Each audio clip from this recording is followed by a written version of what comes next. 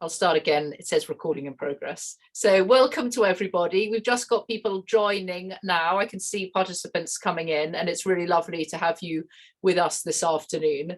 And just to let you know who we've got here, I'm Julia Aglenby, and I'm here as my capacity as chair of the Cambria Inquiry, the Food Farming and Countryside Commission. I do that in my role at the University of Cambria as a professor in practice, and work very closely with Hannah Field, who I expect a number of you know. Hannah is the coordinator for the Cambria Inquiry with the Food Farming and Countryside Commission, and Hannah's really both the brains and the energy behind the Land and Nature Skills Service. So we're really delighted to see all Hannah's work over the last year or so coming to fruition. We're also delighted to be joined this afternoon by a series of speakers who are going to share their experiences. So we have Sam Beaumont, give us a wave, Sam. So from Gabra Farm, we have Carol Moffat from the Farmer Network, we have David Harpley from Cumbria Wildlife Trust, and we have Charlotte Bickler from the Organic Research Centre. So thank you so much to all of you for both preparing and coming along. And that's a huge honour for us to have, because what I'm saying to people, what is the Land and Nature Skills Service? What are we trying to do? We're really here to try and create a sort of wrapper around all the fantastic initiatives that are already going on. When the Food Farming and Countryside Commission started work about 18 months ago, so it was very clear there was lots of great stuff happening, but you don't know what you don't know, and therefore lots of people weren't clear of what was happening. So what we're trying to do today is to share our experiences of mapping brilliant work that's going on. And then in due course, that will help us do a gap analysis. And we've been working, really appreciative of many organisations that have been working with us. We're very much hoping to be doing a scoping project starting in December. We've got through our first stage of Esme Fairbairn funding, and it'd be really great if we can work with you in the future on that. But whatever happens, we'll be keeping going and working across land and nature to ensure that everyone who works in these sectors, or who would like to work in these sectors, has the appropriate skills and support and training to enable them to do that. So probably without further ado, I've got to 3:35, Hannah. So my job as chair is to keep us on time, and so I'll now hand over to Hannah to explain the context of the mapping and an overview of our work. Thank you, Hannah.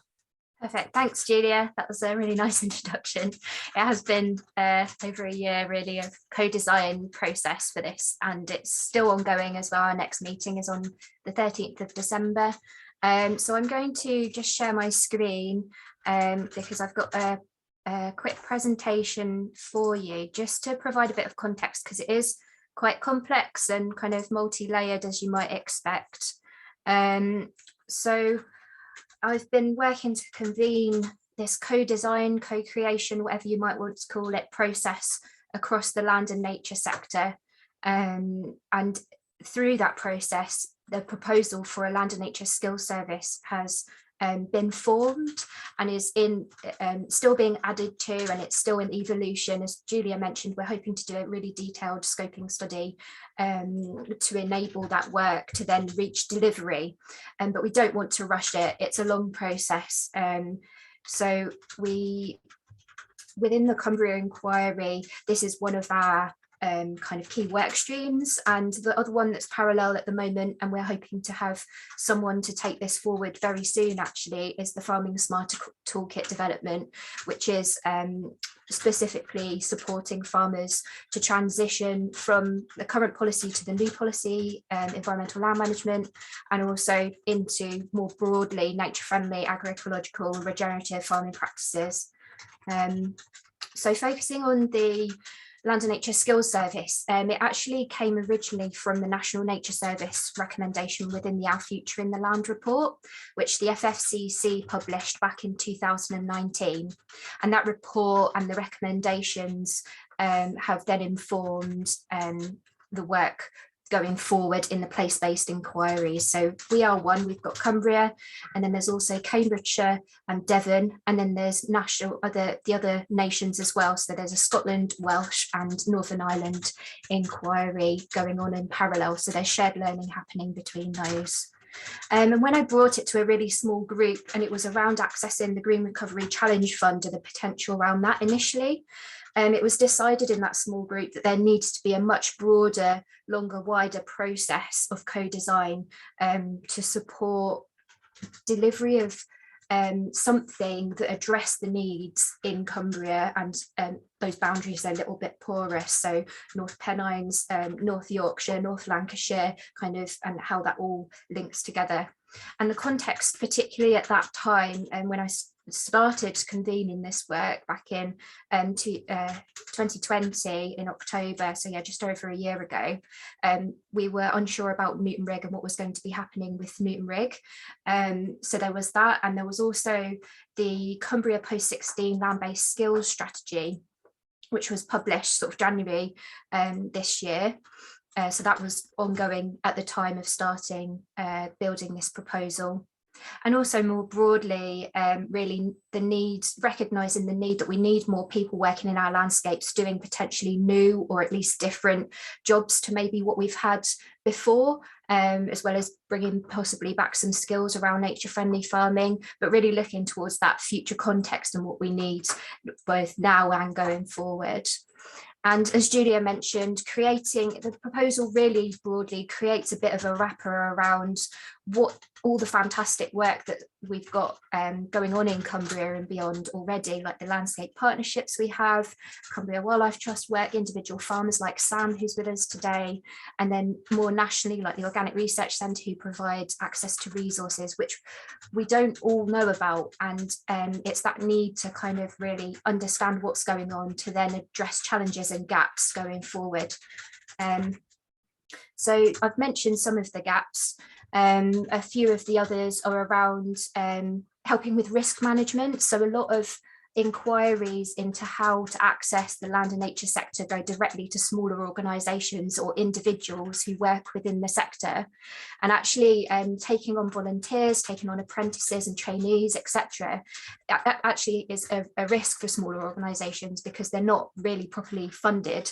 Even if they are funded, there's not enough necessarily given to enable those all of the resources that the smaller organisations need. So it ends up being quite a big cost to those organisations to make sure those things like traineeships and volunteering, etc., are delivered. And also another one that I haven't really mentioned is this idea of creating a hub of information which can act as a careers or job service, and also join up the people who are working cross sector who might not necessarily already be collaborating or know about each other. So yeah, all of that kind of led to this proposal for a land and nature skills service to be piloted in Cumbria, with again recognising that there's porous boundaries, especially like across Northern England, where there might be relevant resources that we could bring in to inform practice in county. So the three kind of key areas is amplifying and connecting what's already going on, working to enable top-down priorities, larger organisational and government priorities around green recovery, net zero carbon, etc., jobs creation, to actually engage with the people who are doing it on the ground.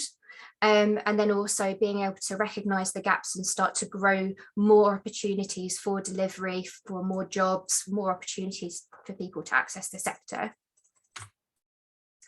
I've mentioned about the Farming Smarter Toolkit, which is separate but linked to this. It's more specific for farmers, whereas this is land and nature skills. So the name came from land-based skills, which is very well understood cross-sector, what that means, but then bringing in nature as well to make sure that the rest of nature has an equal kind of seat at the table. So we came up with the Land and Nature Skills Service, skills also being really important language locally as well. There's a pilot degree level apprenticeship, which is its first cohort is January 2022. just coming up, and yeah, that there'll be opportunities for some of the organisations we've been working with to deliver placements through those apprenticeships in sort of environmental sustainability, the broad title is. So there's lots of stuff going on, some of which we're part of, some of which we're not, but we want to be aware of, just so like we can build that picture.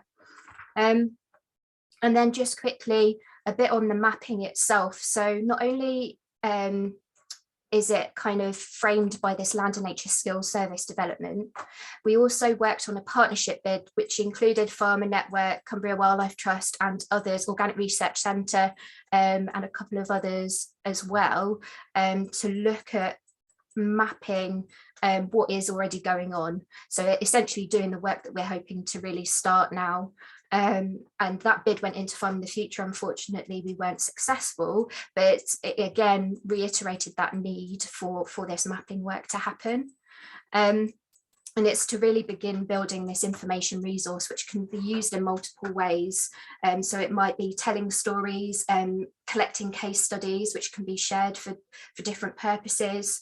Initially, it's quite a kind of baseline mapping that we're hoping to get to then really start building that. It's a big piece of work, and any help we can get doing it is very much appreciated. So yeah, if anyone wants to get in contact with me about any of that, that'd be great. I'll be sharing my email address and things as we go through this session. So I'll hand back to Julia.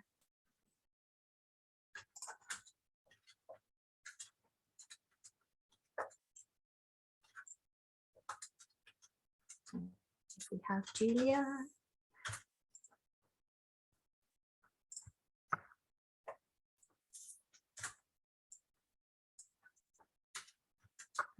Sorry, everyone.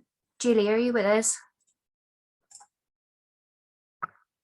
I'm really sorry, I'm talking to myself. So yeah, hi, I'm back, and thanks, Hannah. We're now going to hear 5-minute contributions from 4 speakers, and we're going to hear first from a farmer, from a farmer membership organisation, from a wildlife trust, and from the Organic Research Centre. So we're delighted to have Sam Beaumont with us, who's going to be our first speaker.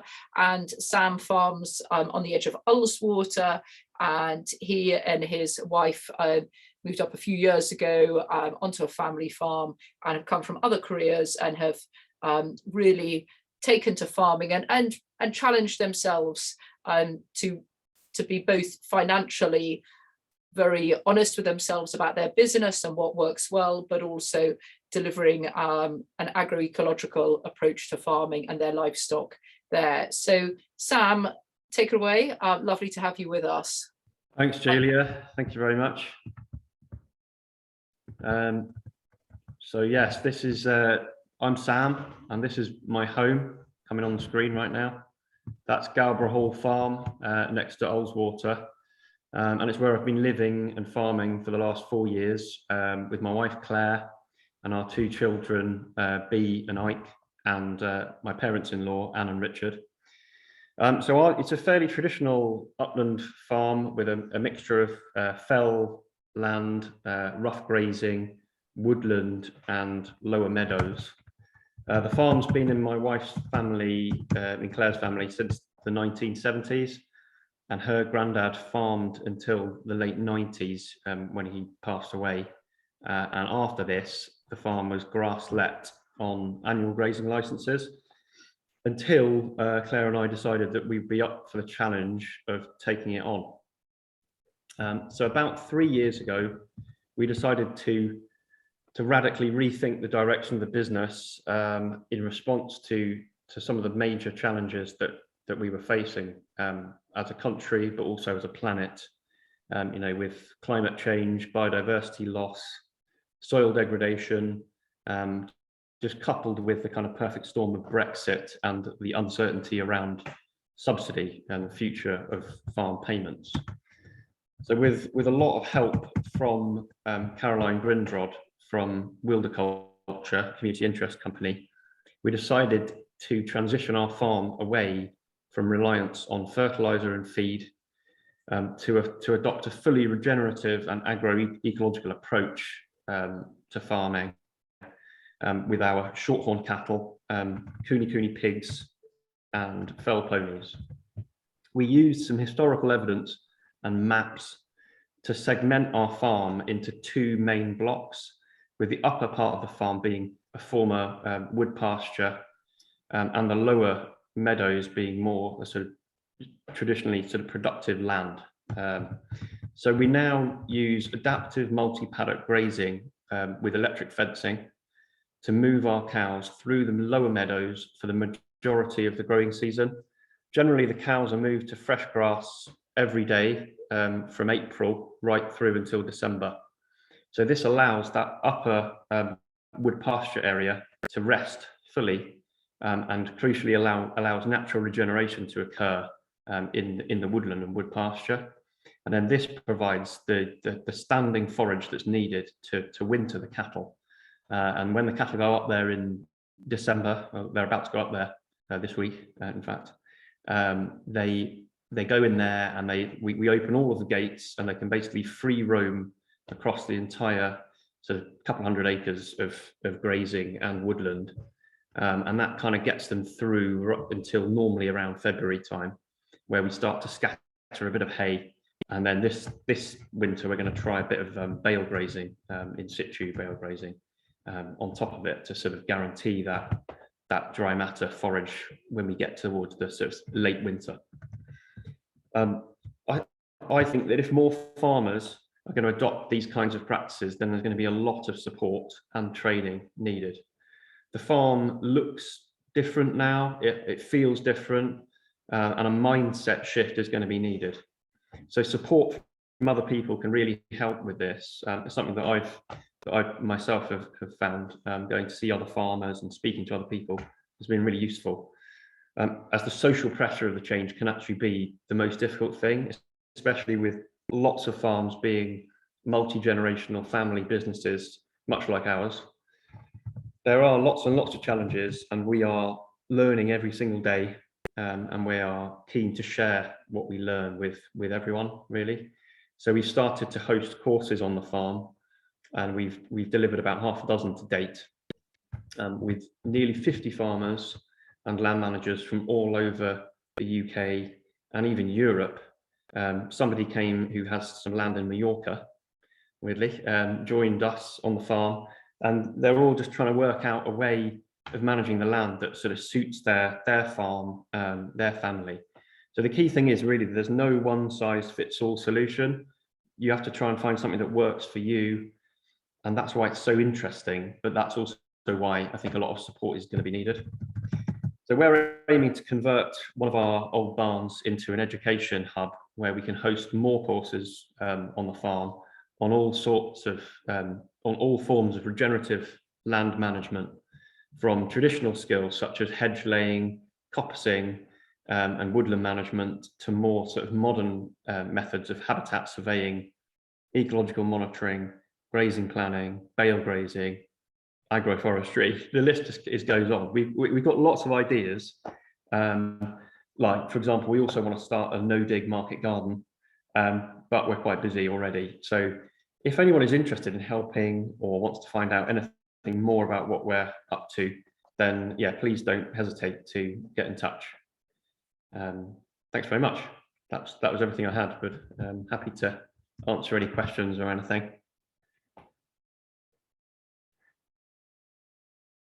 I've got permission for everyone to have one question. So I'm going to combine the two questions there, which is how many cattle and how much hay will you use? Okay, so well, we've got about 50 head of shorthorn cattle at the moment. We did have about 60, but we've been selling beef. So yeah, we're down to 50 now. But hopefully next year we'll be up to more like 65, 70. And this winter we made about 30 big round bales and 60 big square bales, but I don't think we're going to use all that, to be honest, because last winter we didn't start feeding hay until the second week in February. We got slightly more cattle this winter, so of course you never really know. You never really know what the weather's going to be like. But the exciting thing is I'm quite looking forward to February this year, which is weird because I've got 20 hay bales that I've already put outside, and they're lying on their sides now. So I'm hoping that most of the rainwater will be running off and not ruining the hay inside. And when it comes to kind of February or March, I'm going to use electric fencing to control access and unroll a bale a day and move the cattle onto a fresh bit of ground every day and kind of just see how that goes. Because I think if that works, then that's going to be quite a useful way of us sort of wintering more animals on the farm. We're doing bale grazing. We're doing our first year of bale grazing at the moment. Oh yeah, with haylage. So yeah. Good luck. Hope it goes well. So I'm sure other people will be able to contribute, but I don't want to. I better keep going because I don't want to eat into Carol's time. Sam, it's so kind of you to join us. I know you've got a really busy afternoon, so big thanks to Sam from all of us, and we'll be keeping in touch with you, Sam. I know you're a great member of our group already. So now moving on to Carol. So Carol works for the Farmer Network. Many people will be aware of the Farmer Network, has over 1,000 members across Cumbria and Yorkshire, and Carol's based in Yorkshire Dales, and will be telling us a bit about the training and peer-to-peer learning that they offer. So thank you, Carol. Okay.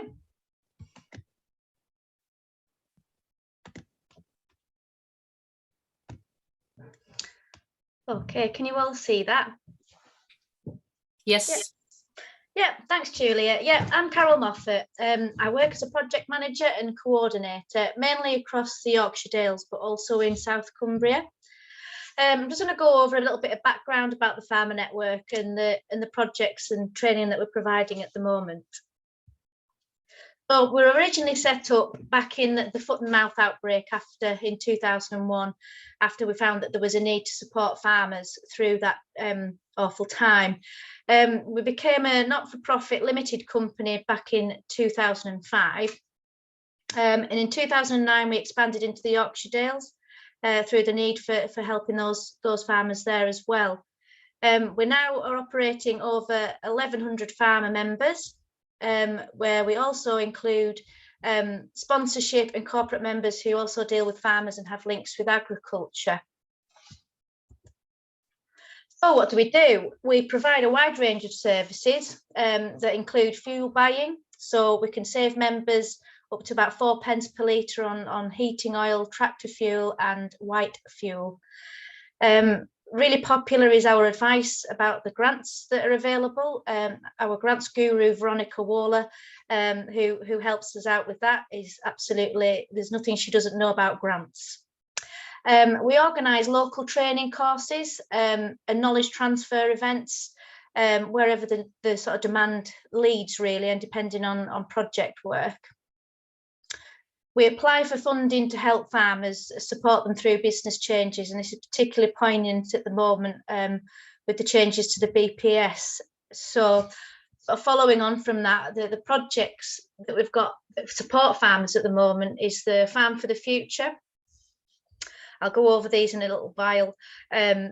Prince's Farm Resilience Programme, the business support for young farmers, funding for training vouchers, the Countryside Stewardship Facilitation Funds, our peer-to-peer learning, and so much more that we can't just maybe cover today.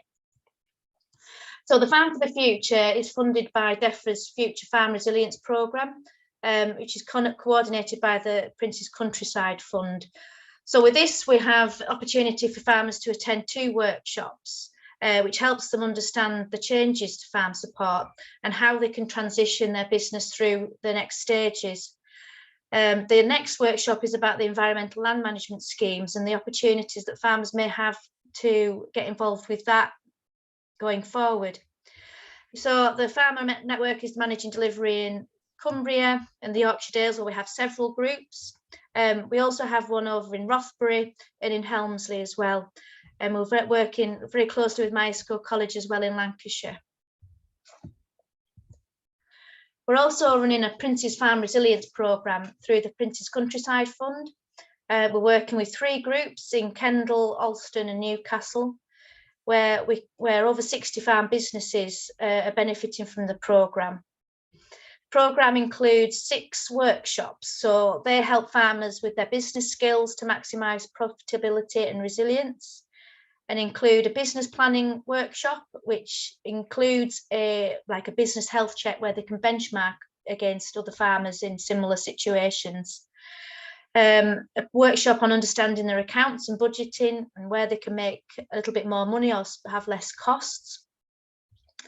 This one's very popular with the succession and exploring new opportunities such as diversification on the farm, and ways where we can harness the environmental schemes coming up and how we can actually benefit from the natural capital on our farm and where we can go in the future. Our business support programme for young people provides support for 15 young people across Cumbria and the Yorkshire Dales.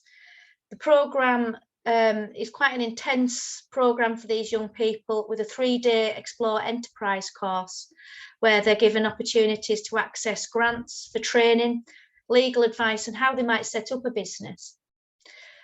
The Farm Business Advisor offers one-to-one support for these young people as well, which is very, very popular and is probably the most important part of this programme really. And they help support the developing business plans and ongoing mentoring throughout the programme. So if there's any problems that arise during that time, you know, there's a farm business advisor there that can help them. And usually they are sort of farmers themselves who've undergone, you know, a little bit more training perhaps. Our training voucher scheme is very popular. We offer training vouchers up to the value of £200 or 50% of the course. And this is offered to farmers under the age of 40. It was previously sort of open to all, but funding has left us with a little bit of a shortfall. So we've kind of tailored it a little bit more to the younger end of the farming community. This scheme also encourages farmers to take part in the training, which will help their own health and safety on their own farms, and also gives them opportunities to work off farm for additional income. The training that we also provide, we can provide very locally. So where the demand is, we can set up courses, you know, across Cumbria and the Yorkshire Dales. We work with very well thought of training providers across the 2 counties, as well as doing quite a lot of the in-house training ourselves. We also operate a facilitation fund groups across the Yorkshire Dales and Cumbria, where we've been focusing on natural flood management, stewardship priorities and soil health. The facilitation fund actually pays for the facilitator to get these groups together, and quite often we learn from each other. We get guest speakers in, which also helps with that kind of learning as well. Which is also very popular with the groups, as we become quite a nice close-knit group and learn from each other maybe more than we would from guest speakers, which moves us on nicely to our peer-to-peer learning. We regularly ask farmers to get together at events, whether they're funded by different projects or actually funded through the Farmer Network. It's really important that we learn from each other, as Sam sort of touched on before, that social aspect and the fact that, you know, where we're making mistakes, we can always learn from each other. This picture shows Tom Stobbart from Croglin High Hall, who goes all over the country speaking about his rotational grazing techniques and how that's benefited his farm. And, you know, it just comes across so well from each other, really. And that's me. So thank you very much. That's absolutely brilliant, Carol, and thanks for keeping so well to time. I'm just looking to see here if we've got any questions here. We've got one here from Bill about, do you think the assessments could be expanded to include carbon footprint assessments? Carol, so I don't know whether you've been looking at that. Yeah, this is something we're looking at quite closely, Bill, actually, across sort of all projects, really. It comes out, we're partaking in quite a lot of training through the carbon toolkit, cutting toolkit, with the network, So we're actually looking at getting some project funding to do some farm audits. So that could be part of the stewardship maybe in this future, or the elms. So I think it's really important farmers harness that, really. Brilliant. Thank you very much, Carol. Now, thanks a lot for sharing all of that, and to all the brilliant work that the Farmer Network's doing. Really, we're very, very fortunate in Cumbria and Yorkshire to have you here. So now moving on to David Harpley from Cumbria Wildlife Trust. Be careful, my landlord on the screen. I'm trustee of a small farm called care farm called Susan's Farm, and we rent land from Cumbria Wildlife Trust. So it's lovely to have you here. I know you're a big supporter of regenerative agricultural methods, so I look forward to hearing what you've got to say, David. Right, so as we say, I'm David Harpley from Cumbria Wildlife Trust, and really I was going to go through what we've done in terms of having students, placements, trainees through the organisation over the years. So we've always been open to having students and volunteers on an informal basis, but it's always been an informal basis. I think the first time we formalised anything was actually in work with Bill Grayson, who's known to you all, I think. Training people in conservation grazing, trying to find a successor for Bill's farming operation. Then we spent 8 years running marine conservation traineeships. So training predominantly young graduates in the practicalities of marine conservation. And this was a really successful thing to do. So we got almost all of our trainees through into employment. So we had a better success rate in getting people into employment than most of the other schemes operating at the time had in getting people to complete the scheme, as it were. That probably wasn't because we were so brilliant. It was probably because we were the only people doing marine conservation traineeships. So, you know, having a unique niche is a really good thing to do. Then we've sort of developed closer links over time with the 2 local universities, so University of Cumbria and Lancaster. University of Cumbria has a placement year course. So a conservation course, people can elect to have a year out in industry. And so we've taken a sequence of students and mainly placed them in our nature reserves team. So they then learn a sequence of practical skills. So walling, tree planting, stuff about grazing management, but also stuff about contractor management, management planning, monitoring, you know, the effects of what you do. The Lancaster students do more research-based stuff with us, so shorter periods doing their MSc research with us, so an MSc research project for us. Then we started working with Yorkshire Dales Millennium Trust on more formal apprenticeships. So 2 years worth of apprenticeship. And we've been doing 2 a year now for the past 2 or 3 years.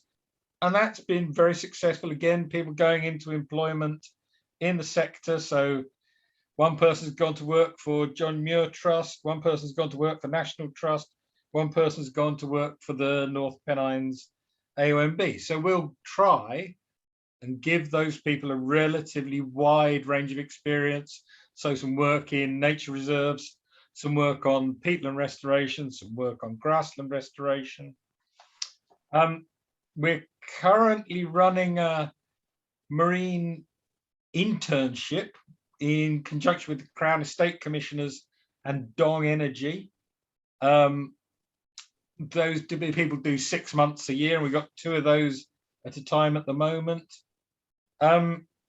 We try, if we can, to pay everyone.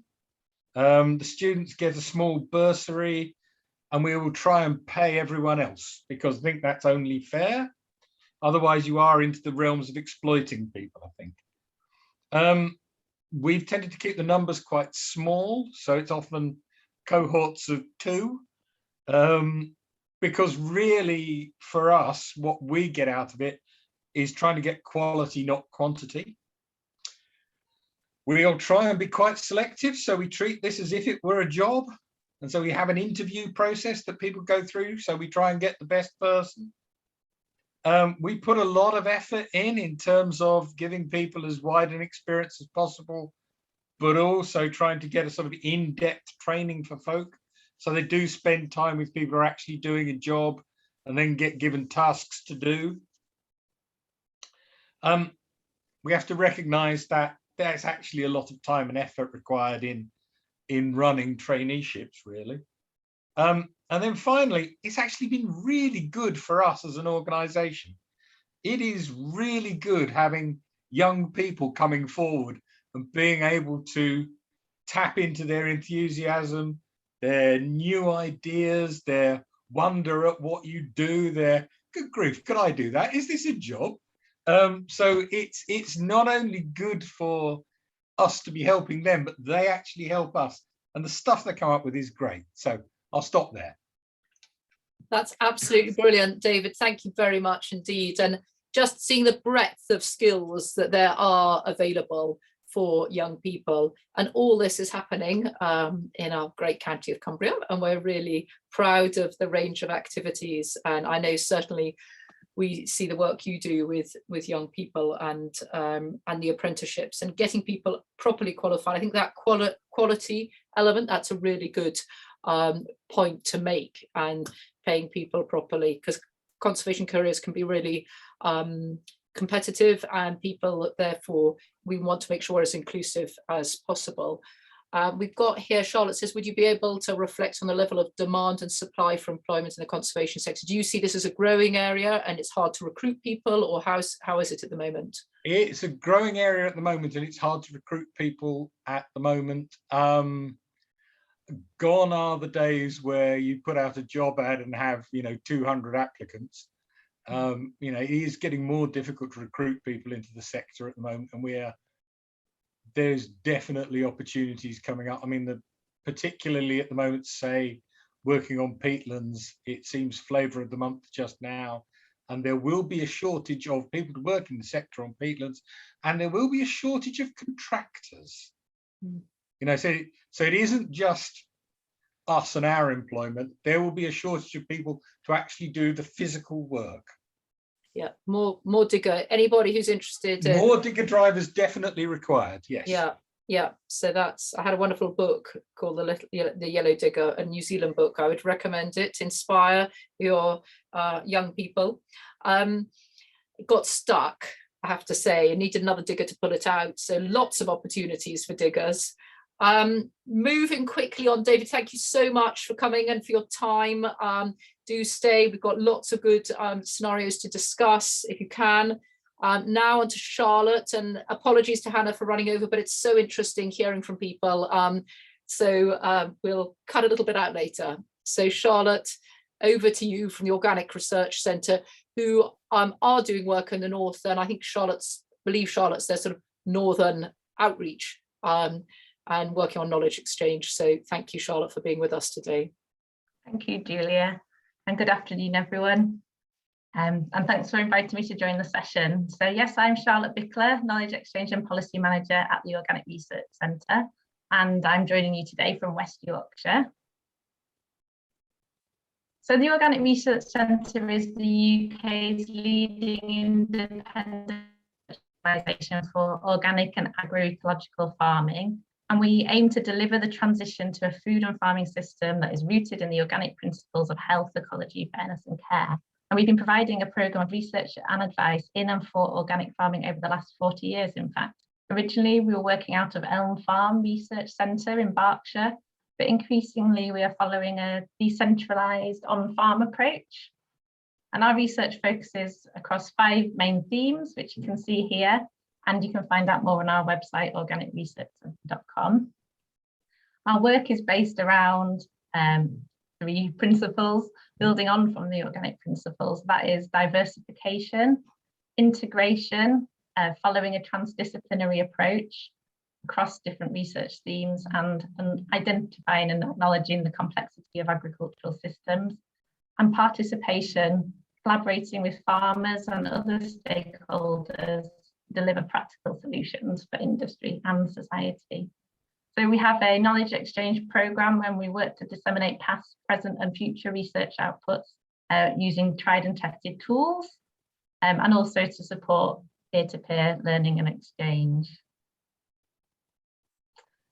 Recently, and reflecting on some of the challenges, as that was something I was asked to do in preparation for this 5 minutes, much of our knowledge exchange work has embedded in specific time-limited research projects, and this can present some challenges. So when we're looking to deliver consistent support to the sector, and funding is something that can be a challenge, and getting our knowledge generation and information to synchronise with the needs of the sector.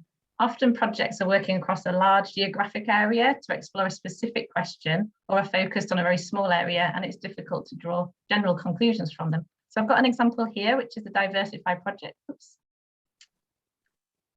And that's a project where we were looking at plant team mixtures, so intercropping to increase agricultural productivity and delivery of ecosystem services.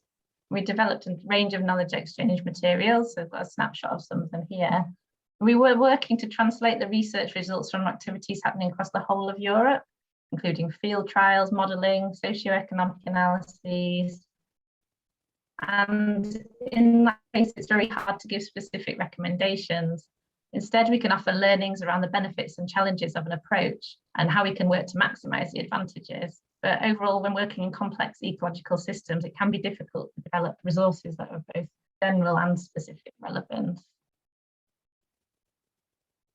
We also coordinate the Agricology Project, and this is focused on sharing knowledge from a range of systems within the UK.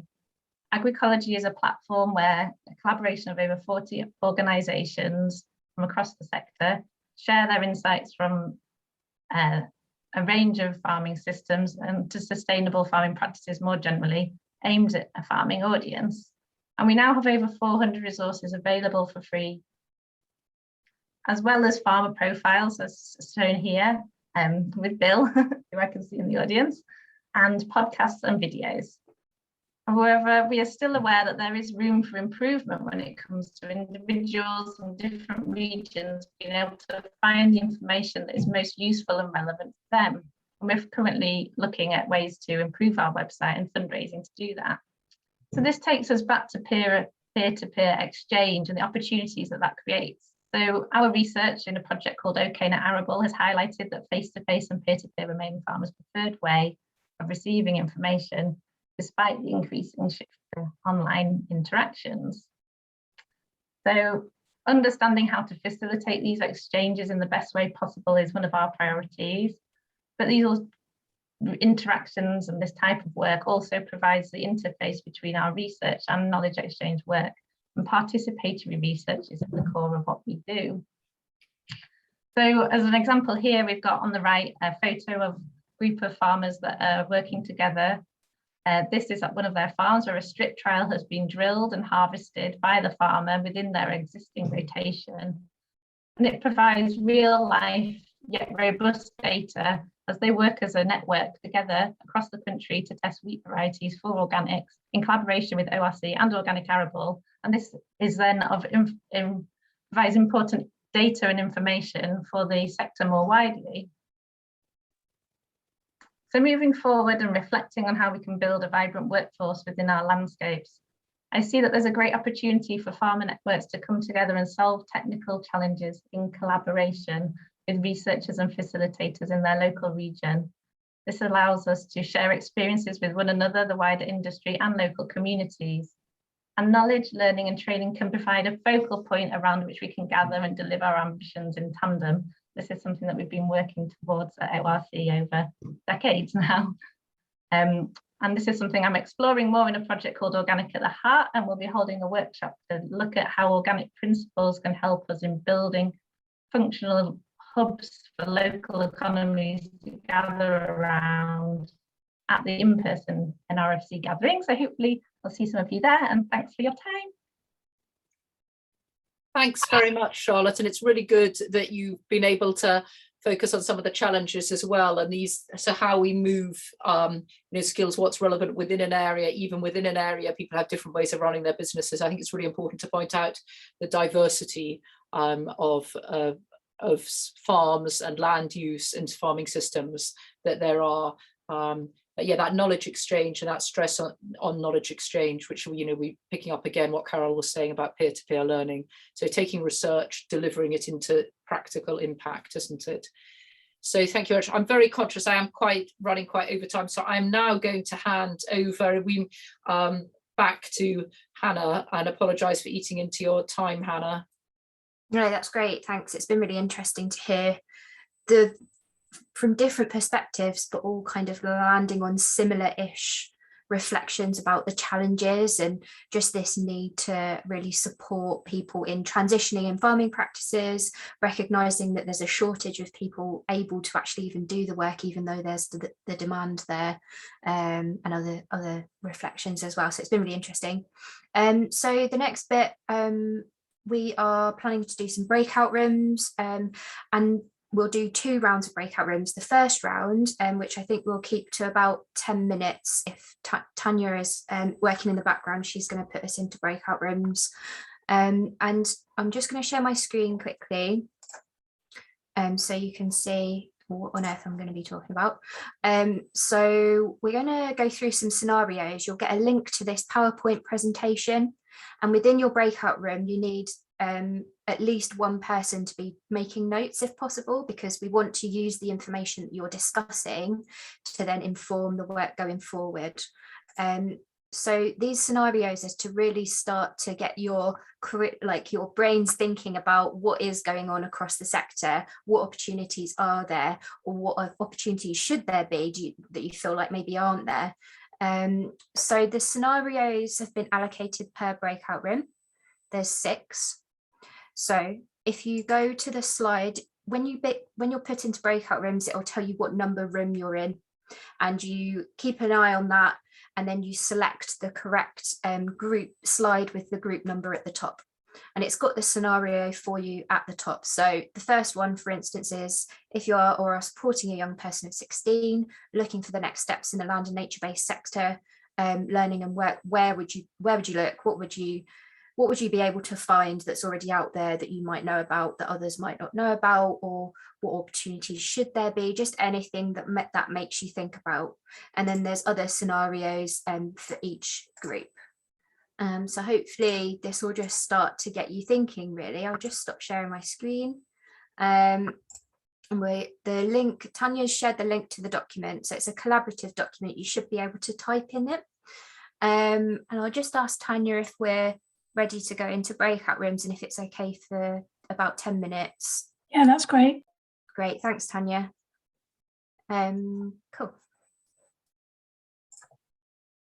Would you like to go into breakout rooms now? Everyone needs to open the document in another window. Yeah, if you open click the link first, the link will stay there when you go into your breakouts as well. And if you can't access it for any reason, just tell people in the room to make notes for you, or type or anything that's appropriate for your circumstances. So thanks, Tanya.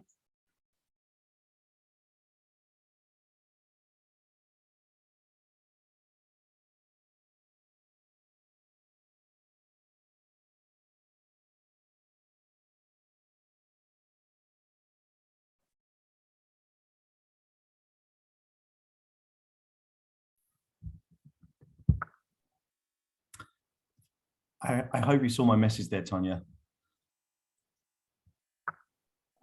Hello, no, I haven't, Martin. I was just sending you a message to let you know I'm kind of half here and sort of multitasking, working on the conference in the background, so I'm probably not going to be able to really participate and interact. Lovely, thanks. And I'm just saying, like, bear that in mind when putting people in breakout rooms. Yeah, I'm just looking at breakout rooms now, Tanya. We might need to move some people who are on their own. So Alison, for instance, could maybe go into room 5.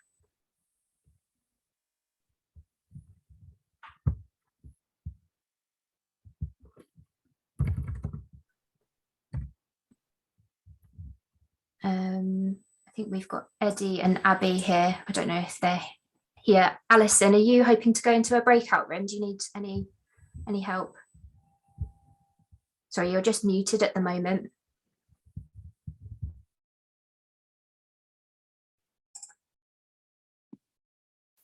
Yeah, I think I need a bit of help just to put me in the room. Sure, no problem. Fred Ayres has asked for Oh, help. hang on, can I do it now? Have you found it? Oh, I think she's gone.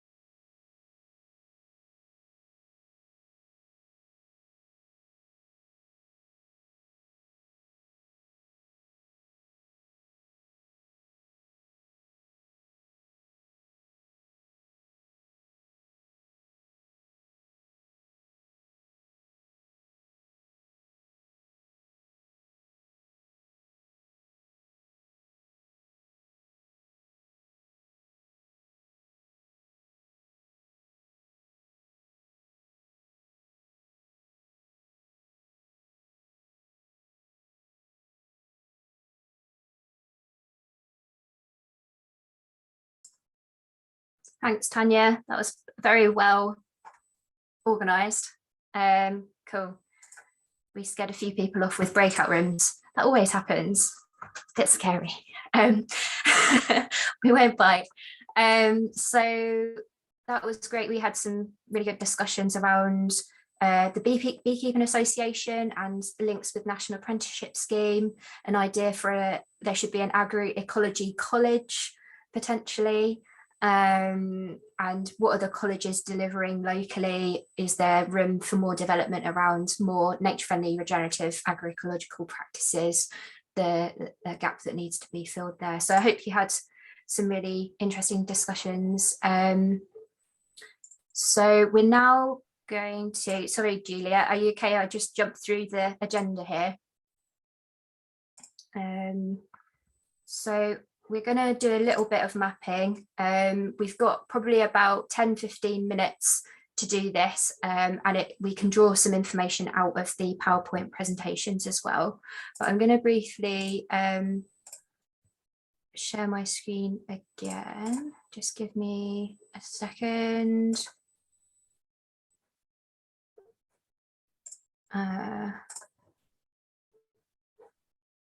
So we're going to try mapping out some of the stuff that's going on, essentially. And there might be stuff that's already mapped, but you're more than welcome to add stuff that's already mapped, but add details that maybe aren't already on that map as well. So any ideas you've got would be greatly appreciated.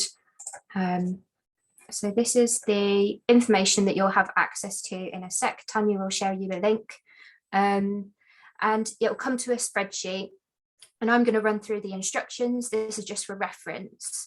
So again, depending on what group you're allocated to, they're numbered along the bottom. So you just select the numbered group on the bottom. If you want to view the Google map, you can click the link here just by clicking in the box where the hand comes up. And as you're working in the spreadsheet, if I can work it myself, I can see the slider. There we go. I've put an example of carbon calling in there, which is an event, farmer-led conference that will be happening next year. So these are knowledge sharing initiatives, projects, farms, anything that might have the potential for learning to happen in any kind of way. This is a chance to list those examples. So as you're entering into the spreadsheet, just be aware that other people will be entering in at the same time. So be sure not to overwrite each other's input. So you might want to go to a line further down, or just wait a second and keep an eye on who's typing in what box. You can see when people are clicked on the boxes. I can see Maddie's in there at the moment. And some of them are drop down. So I need these two orange boxes are really important because this is about data protection. So it's saying, are you happy for me to contact you?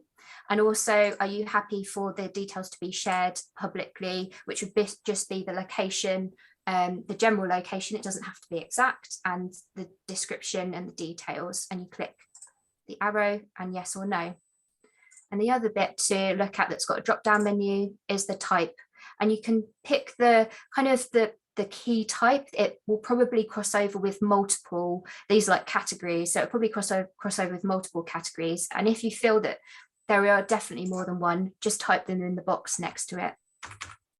And then contact names, website, and the rest of it's fairly self-explanatory. So there's a couple of options. You're welcome to enter the information into this spreadsheet. You can dictate it verbally and someone else can do it for you. You could write it in the chat, or you can email me and I'll share my email address if you have any thoughts around what the opportunities are for shared learning, etc. I'll just check that I haven't missed anything. Yeah, so here, if you're unhappy to share any details for any particular reason, but you think there's an opportunity, also email me as well. So I'll stop sharing my screen and we'll rely on Tanya. So if you click that link and open up that document, if you're able, that would be great. And then when we get put into breakout rooms, just select the tab at the bottom that's got the correct breakout room number. So Tanya, probably again, 10, maybe 12 minutes to take us to 10 to. I think that would be fine, if possible. Great, here goes. Great.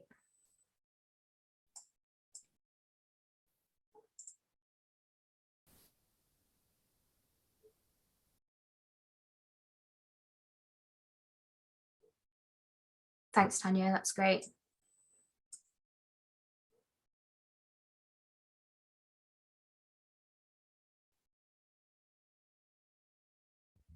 Hi, Martin. Again, apologies for declining the. I haven't screwed up your numbers, and I was messaging a little bit back and forth with Connor, who just arrived a while ago, just as you were coming back out from the breakout rooms. He did say he's kind of happy. He just literally just arrived at the conference, and he's happy to just earwig. So. Okay, that's great. Thanks, Martin. That's really helpful.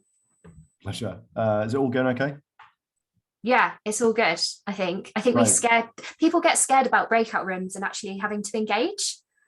So we lost like 8 people. It depends where people are at and what they're doing in that moment. So, I mean, for me, I'm literally multitasking and responding to queries and all that sort of stuff. So it's really hard to kind of actually do that. But other people, like if they're kind of like multitasking as well, it might be quite hard to kind of, some people just want to be listening. Yeah, totally. On that note, I've actually got to go in a few minutes. I've really been enjoying kind of being in the background there myself. I'm hosting drinks. In fact, feel free to mention that at the end if you want. If people want to follow on and just meet in the pub, the brewery tap is sort of down towards the bottom of the list of rooms. Oh, right, okay. Said to people 5 till 6:30, come and join us for a drink if you want to. Oh, in the conference, I was like, where's that? Yeah, no. Like, so after this, it's a Zoom. Basically, bring your own drinks, unfortunately, because. Sorry. Yeah, I knew what you meant. Eventually. Yeah. Cheers, Martin. Yeah, pleasure. I'll stick around for a little bit. I'm still here in the background. No worries. Yeah. All right. Alison. You all right? Sorry, you're on mute. Yeah, sorry, I'm getting a bit distracted. I keep getting caught away. That's all right. No idea where I am now. That's okay. You're here. Your bookshelves behind you look very impressive. I'm a bit jealous. Yeah, do you want to join a breakout room? No, I'm okay actually, because I was saying in the other breakout room that I'd actually come to just learn about some of the training and sort of network opportunities, because where I live in West Yorkshire, we're trying to do a land use mapping exercise as part of a climate action thing, and one of the things that we're looking at is how there's a lot of young people that want to actually do small market garden projects and things like that. And it's probably a little bit about how the film's going to go tonight. You know, it's just about how people start doing things like that. You know, lots of people who have done degrees in totally other things and then want to do small grain projects, or we've got a few people who want to grow things for local restaurants. You know, they want to do something that's in the food hub related thing. And so I suppose I'm looking at training opportunities or advice that they can get, because what they actually need is an opportunity to rent some land and stuff. They've been in the very early stages. A lot of this stuff is for farmers who are sort of going into different directions and whatnot. So I'm not quite in the right. I'm not quite in the right discussion group, I don't think, at the moment. But it's okay. No. Because I think the regenerative farm, because the other thing that we're doing, we're actually trying to engage with landowners. And my private thing is I want people to suddenly be amazed and do regenerative farming. And when you go to talk to farmers, it's not quite as romantic as I was imagining. And they've got their eyes focused on the change from basic farming subsidy payments to elms and things like that. And I'm a bit discouraged by it, actually. I'm a bit discouraged by, well, what DEFRA are doing. We've got one guy who's on a sustainable farming initiative, you know, one of the pilots, and he's self-assessing and making his own mind up about things. And there's no advice there, really. It's he's very disappointed, actually. There's it's a bit of a very in-between time. And that's is. really And unhelpful. I realise that. Really as well. unhelpful, because Natural England are in the process of employing a lot more farming advisors, but they're not there yet, and the pilots are already going ahead, which is slightly The unhelpful. pilots set off without the backing, really. No, but just deadlines that were very, very quick, weren't they? Oh yeah, everything's sort of slow, nothing, and then very quick. Yeah. But yeah, just to speak to what you were talking about just before in terms of young people accessing land, that would be very much part of this discussion. It's probably come across quite people in farming kind of intensive, but for instance, Sam, they luckily had access to a family farm, but they are new entrants, and I know that we've discussed about accessing the basic skills you need to even be able to set up that type of farming operation. It's been a lot of it's really self-driven and a lot of trial and error and trying to find others that are doing it. Also at the end he said, and I haven't got the time and the energy to do a market garden as well. No. But he was almost offering exactly what some of the people around here would like to do, a space to do a small market garden. And there'll be others as well. I know that there are others. But there's also there's one of this conference sessions, I cannot remember date time, but it's on the Farm Start programme, which is actually run by Ellen Pearce, who is the coordinator for the conference. All right. And the Farm Start programme is exactly what you're talking about. Right. But also there's within the Zero Carbon Cambria partnership, there's been a land matching service trying to be startup basically. So Lynn from Vista Veg went out to various different out to farmers with an advert to basically say, would you be willing to give up, I think it was an acre, for somebody to be able to grow vegetables and try running a market garden. And part of the offer was that they would have access to the seeds, the machinery, the training, etc., that they would need to be able to start up. And that's through the Zero Carbon Cambria project, and that's to encourage more veg growing in county. There are bits going on, but yeah, to enable, and that also might enable more new entrants, the ones that you're talking about, access to land. So yeah, and even locally to here, I know that conversations with farms locally to me, I'm up near Cockermouth, it was mentioned in passing, like, oh, it would be good to open up some land for veg growing. And the farmer was essentially like, well, I've got a bit of land actually that doesn't really, we could do that probably. So actually it's just starting the conversation. But then there's you need to look to models of like making that legally, and it's about the models of contractual agreement that need to be also decided. So co-farming or other models, but you might be able to learn some stuff from Ellen at Farm Start. She's in, so that's in North Lancashire. Okay. Thanks, Martin. Yeah, I was just so you know, I was pricking up my ears. I have to leave, unfortunately. But Alison, there's some instructions there in the Zoom chat if you can find that. Right. And if you want, just in case you wanted to, if you were curious enough and you wanted to find out more, you could follow the instructions there and find out. There's like a neat little sort of 2-minute video and sort of a link to more information about how the program is running here via Free Futures. Thank you. Pleasure. Keep up the good work, everyone. Take care.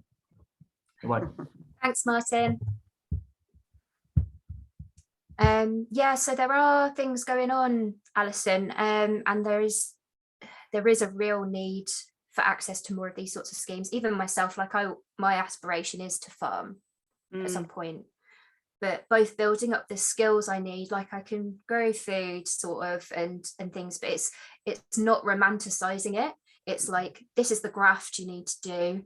Maybe you need to spend some time on a market garden to really get into that and know what business planning requires, etc., and then be able to set it up. But I know that's not to put anyone off, but like there's a market garden up the road, and actually he's essentially like, it is 100% worth it because you do make money. There is the demand for the veg and you can do it.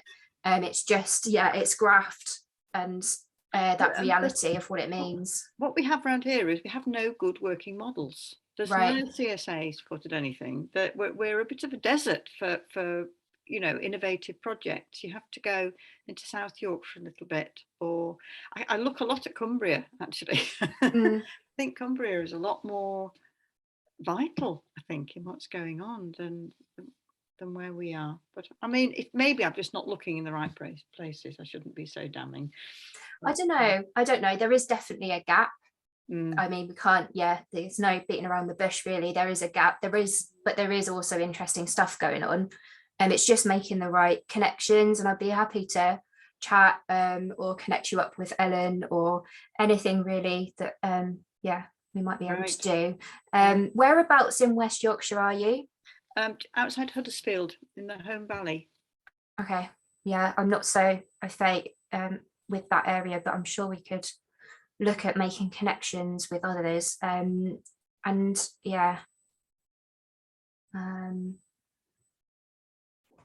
right, Tanya? we're coming back into the main room in the next minute. Great, Okay. thanks.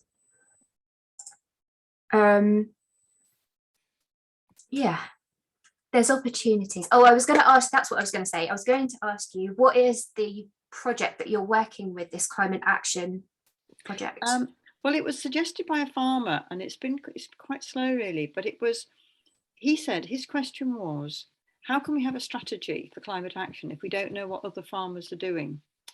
And then we decided that we talked to the university, and they were quite keen to do a mapping project. So if you had a strategy for sort of tree planting or wilding or something like that, that it would be more joined up with other farms rather than just one farmer making his own decision.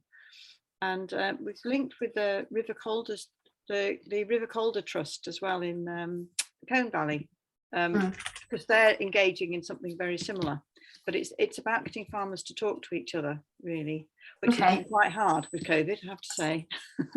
Face to face is the thing, really. Better, and we haven't managed it yet. We will. Sorry, Alison and I were just enjoying a conversation, a side conversation there, very relevant. But I hope you all had some good discussions. I haven't had a chance. Maddie has been kind of following what people have been adding to the spreadsheet, if anything. Maddie, was there much there? I haven't had a look yet. Yeah, a few things. So a few things that were already on there. And then some like Food Circle in York, which I think is a growing project, and an orchard, South Lakeland Orchard Group. There's a couple on there I haven't added to the map just because I haven't got the postcodes or links to the website. So if anyone could add that, that'd be really handy. Great. If anyone wants to add some more details to what they've suggested or has any questions, or I was just chatting to Alison about what are the opportunities for new entrants to start up, say, a market garden. I'm really happy to chat and make connections between people who probably know more than I do, with people, who can help you. But thanks, Maddie. I'll share my screen with the map because I did actually mean to do that before, but I was sort of rushing. So Julia, I'm just going to spend a few minutes. Yes, that's what I was hoping. That would be really great for people to see the map. Okay.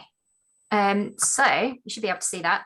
I think it's fairly exciting. This is the first time I've really started to see this stuff spatially. So it's this holding information in your mind, sort of knowing bits and bobs are going on, but actually there is quite a lot.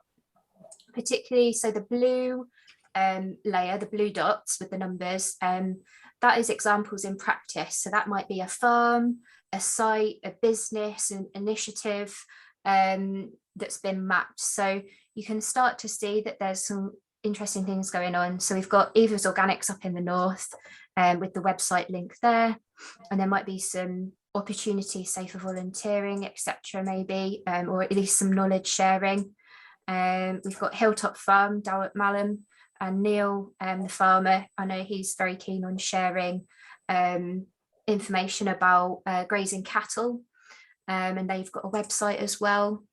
And then we were joined by Alison Robinson, who is the Alison's, she's still with us, Alison. Yeah, she's the principal of Myosco, which are doing a lot of work, which Carol alluded to in the presentation about the Farmer Network expanding their work in partnership with Myosco, which is great news. And there's a lot of opportunities for young people, apprenticeships, etc., and they're expanding their work in Cumbria as well. So great to have had you with us, Alison. And yeah, so there's the other colleges, the purple ones, the educational institutions. So there's the different layers, and there's other farm clusters that we could certainly map out. I noticed that the facilitation fund groups, Carol from the Farmer Network, maybe go on here. I knew about the Borderlands one, but I think there were 3 others maybe. And then there's other organisations which are delivering training in different contexts. So Newton Rig training, NR training, they're starting to deliver agriculture and horticultural training. There's the beekeepers apprenticeship, which can be accessed sort of North Lancashire way. There's Cumbria Woodlands, which are forestry specific. So we've spoken a lot about farming, but there's a lot of other obviously land-based, nature-based skills. We've heard from David around conservation, nature recovery skills, and how these all kind of fit together, and where the skills are that we need to be able to deliver on. So that's a really good map, and we'll continue to work on this and build on it, and this especially through the development of a land and nature skills service as well. So yeah, that's great. Thanks, Julia. Thank you very much. And the hour and a half seems to have gone, so hour rather has got hour and a half. Yeah, it's gone very quickly. So in terms of us summing up, because we've just got a few minutes left, I think firstly, huge thank you for your input and for coming to listen, and to all our speakers. And it's been really fantastic to see that breadth of training opportunities that there are, and training that's going on. And it makes me even more convinced that this sort of wrap around this and a coordination through a land and nature skills service, can provide benefits, because it's all very well to those who already network, but you don't know what you don't know, and making sure people can access the training they would like. I've learned new things today about different opportunities that are available. So we'll there'll be, through the Food Farming Countryside Commission website, we'll have more information about this available. Hopefully we'll get this funding to scope out how we're going to deliver this, and really would be keen to have your involvement in that going forward. We are having an in-person session, so many will know the Northern Real Farming Conference is happening online this week, and then in a couple of weeks' time, on the 1st and 2nd of December, it's in person in Lancaster, and we've got a session on the 2nd of December between 2:30 and 4:30. So I think that's probably all from me. I think, Hannah, you wanted just to say a little bit, didn't you, before we sign off? Yeah, just to really encourage people to get in contact with me with any ideas, problems, challenges you're coming across. I could maybe connect you with the right people, as I've said before, but also just chat through ideas, which is always really helpful. Abby, did you have a quick question? I saw you just... Yeah, it's a technical question really around how the map is updated, just because I think it'd be really useful to do a similar thing in Dumfries and Galloway. But maybe I can just email you about that, Hannah, if it's you that admins it, or... Yeah, I sort of started it, so I'm really happy to... I started a map once upon a time that anybody could edit. If they had a Google profile, they could log in and edit it, and then one day somebody accidentally deleted everything. At the moment it's just myself and Maddie that can edit this one because of things like that, and also it getting too messy. So actually that's why we've done the 2-step process, but I'm really happy to talk to you about that. I'll maybe just email you separately about that, Hannah. Yeah, great. Okay. So yeah, anything else, please just get in contact. Join us on the 2nd, as Julia mentioned, at 2:30. And the next co-design meeting for a land and nature skills service is on the 13th of December. It's a fairly open process for people to be able to join new organisations in Cumbria and like around the surrounding border. So yeah, it's been great. Thank you very much for your time, and thank you so much to our speakers. And especially, yeah, well, everyone actually, the Farmer Network have really joined us on the journey of making this service a proposal, and kind of, yeah, following that along, and Bill, who was here before, and several others. So thank you so much to everyone for all their time. Yeah, no, thank you. And thank you, Hannah, for bringing us all together.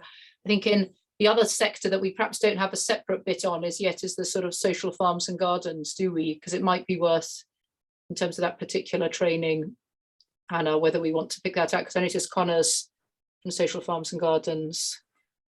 Social farms and gardens, I'm not sure what that means. Do you mean like growing well? It's care farming, yeah. Social care farms farming, and gardens is the new name for that. I think we'd better leave, because I think we've got other people sort of arriving probably for the next session. I don't know, there seem to be lots of people coming in. So yes, so just big thank you, and we'll hope to stay in touch with you, and we'll keep you informed of what we're doing. So okay, thanks a lot, everyone. Julia. Have a good weekend, everyone. Bye.